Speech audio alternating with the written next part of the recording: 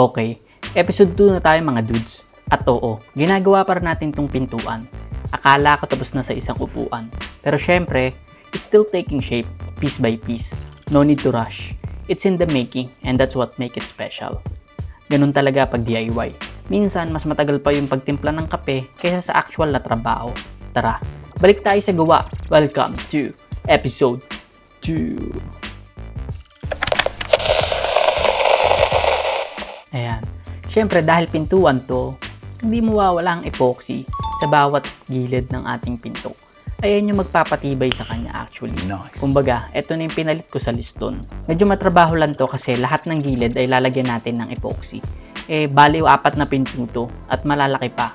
Which mean, mahahaba tong mamasilyahan natin. Pero okay lang yan. Kayang-kaya yan.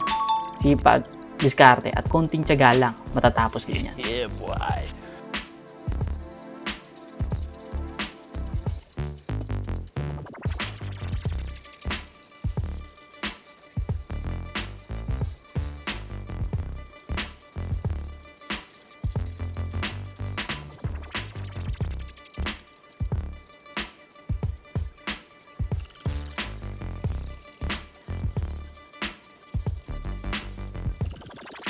Sa ngayon, pintura-pintura muna tayo. Nice.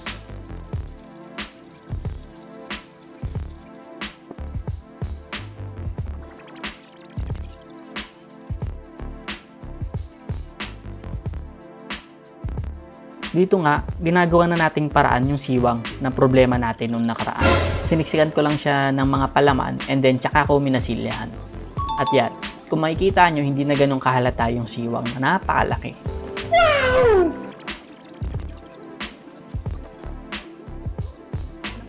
At may fans pa nga tayo, si Brookie Brook, na laging nanonood sa ating mga gawa.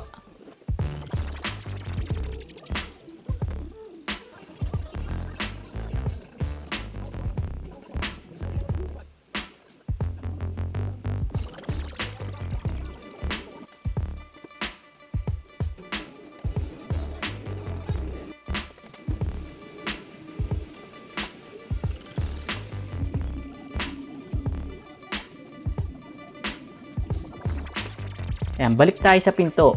Kailangan natin talaga ng hinge hole para madikit na natin ang mga hinge. Kailangan sakto lang. Kasi baka naman sa sobrang butas mo, tumagas na sa kabila yung pagbutas mo. Alalay lang dapat mga dudes.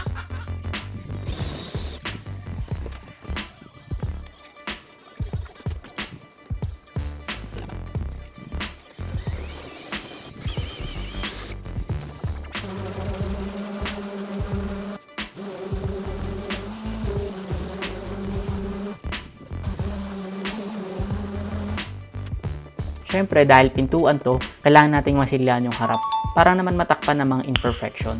Nice.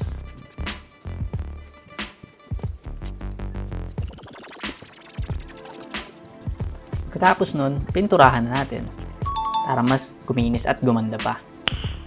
Nice.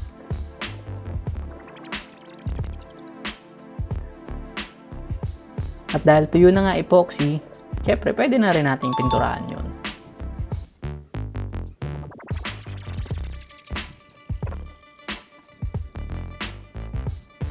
Ayan.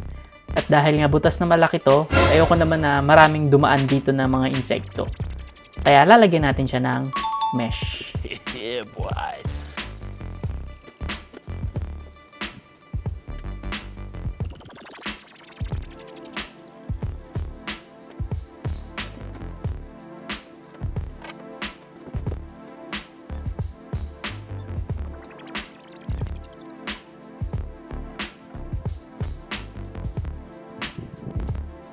Ayan.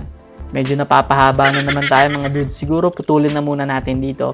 And next episode, tapusin na natin to at i-install na natin sa ating kitchen sink. So yun lang mga dudes. Alam nyo na ang kasunod. Thanks for watching. Peace out!